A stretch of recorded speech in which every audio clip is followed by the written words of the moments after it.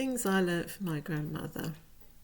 Hello, welcome to my first video. My name is Eva. I'll be 60 in August and I've decided to spend more of my time moaning about stuff as a birthday present to myself.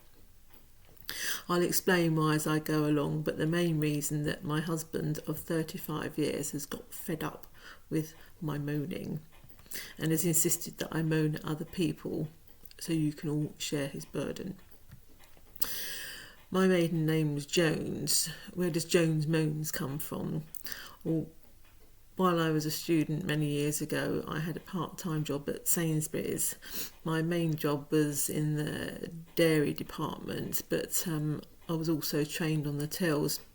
I had to look at the checkout rota when I started to see if I had to provide cover on the tills if they needed it.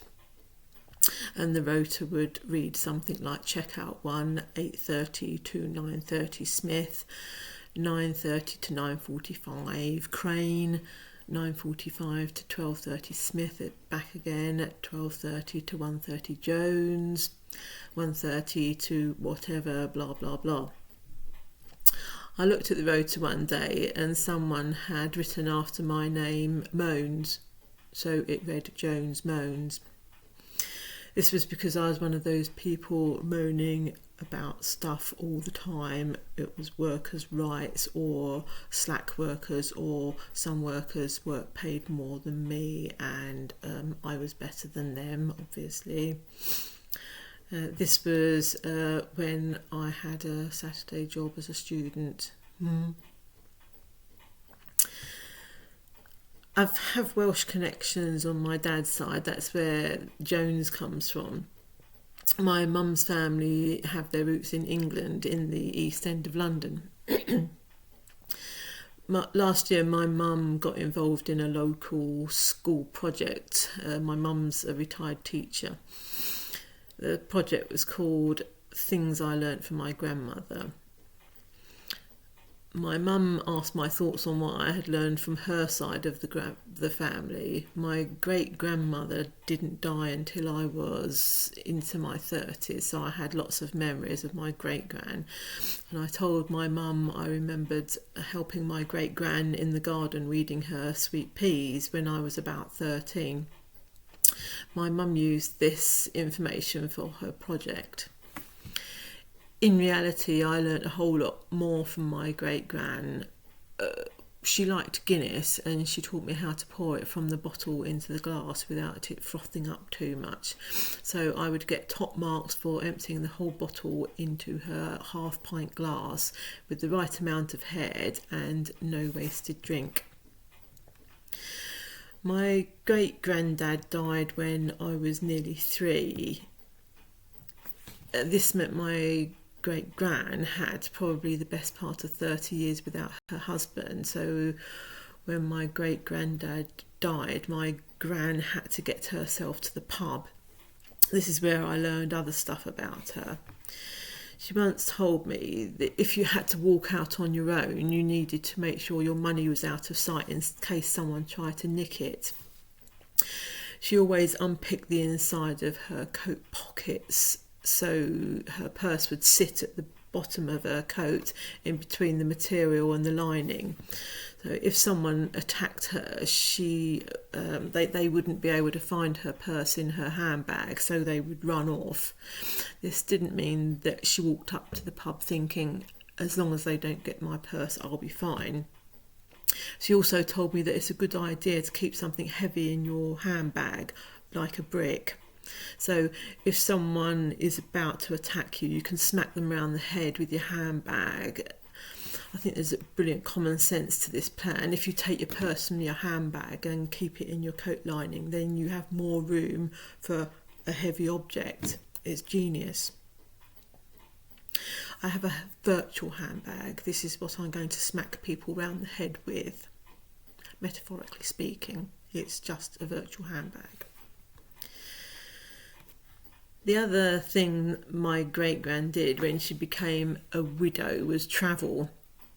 Today this might not seem to be that out of the ordinary, but in the mid-1960s, for an elderly lady on her own with not a huge amount of money, this was quite extraordinary.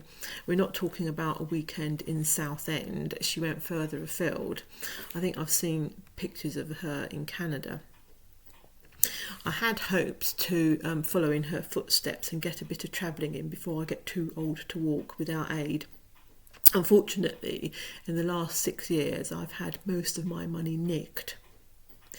It's not because I forgot to hide my purse when I was walking up the pub. Various politicians have made some monumental cock-ups in the last 6 years.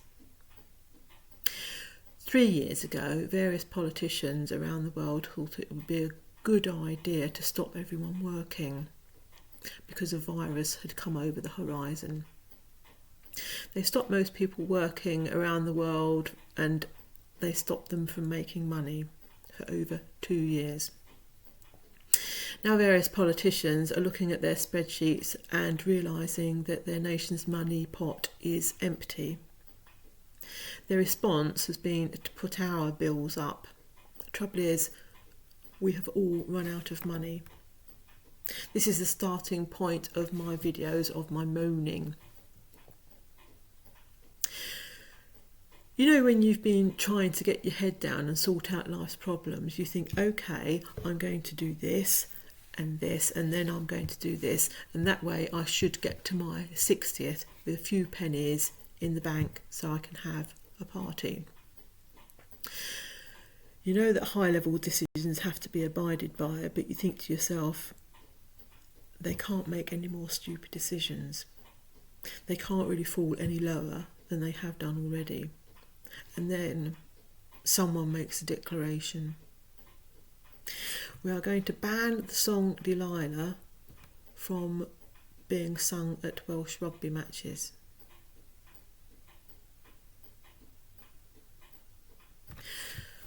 You are banning the Welsh from singing at rugby matches.